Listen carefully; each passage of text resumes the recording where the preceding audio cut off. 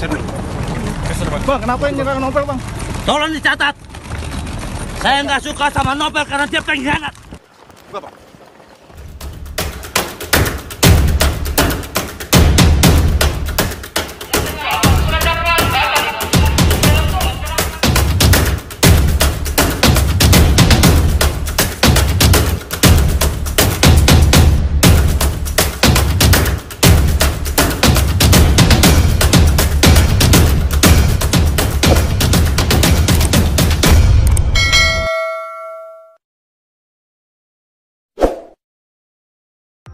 Assalamualaikum warahmatullahi wabarakatuh.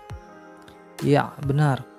Independensi jaksa dan hakim memang sangat diuji dalam perkara yang melibatkan penyidik KPK sebagai korban, yakni Novel Salim Baswedan. Proses panjang telah dilakukan oleh penyidik dengan melakukan 7 kali olah TKP dan memeriksa 73 orang sebagai saksi. Hal ini membuktikan bahwa memang perkara ini sulit untuk diungkap, dan itu semua dilakukan selama 2,5 tahun lamanya.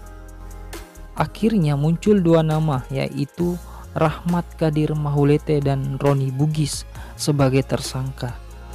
Dan yang membuat kita semua kecewa setelah penantian yang panjang tersebut untuk menemukan jawaban dari kasus ini adalah ketika jaksa penuntut umum yang bertugas hanya menuntut terdakwa kurungan selama 1 tahun. Bayangkan, dakwaan yang disusun secara subsidiaritas dengan ancaman hukuman maksimal 12 tahun hanya dituntut kurungan 1 tahun.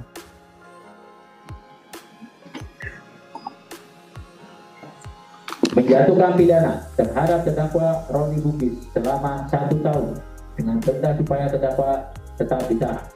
2. Menjatuhkan pidana terhadap terdakwa Rahmat Kadir Mahulete selama 1 tahun dengan perintah supaya terdakwa tetap ditahan. Saya merasa hal tersebut tidak pantas dilakukan oleh seorang jaksa penuntut umum. Seharusnya pelaku penyiraman air keras ini harus mendapat hukuman yang setimpal.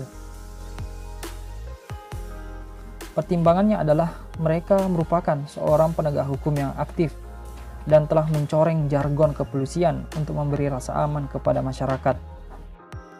Pertimbangan yang lain adalah alat yang digunakan untuk menyerang korban masuk kategori berbahaya, sehingga tak logis dan keliru jika seorang jaksa penuntut umum menganggap penyerangan tersebut adalah hal yang biasa dan bahkan dianggap tidak sengaja. Pada prinsipnya, kita menghargai proses persidangan yang masih berjalan, tetapi saya juga berharap kepada aparat penegak hukum, khususnya hakim, agar tetap terjaga independensinya.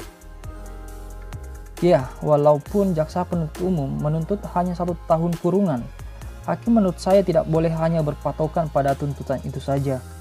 Hakim diwajibkan melihat berbagai aspek dalam memutuskan suatu perkara. Dan hakim diperbolehkan melakukan ultra petita dalam hukum pidana kita ini, dengan catatan selama hukuman yang dijatuhkan tersebut tidak melebihi batas maksimum yang ditentukan pasal yang didakwakan.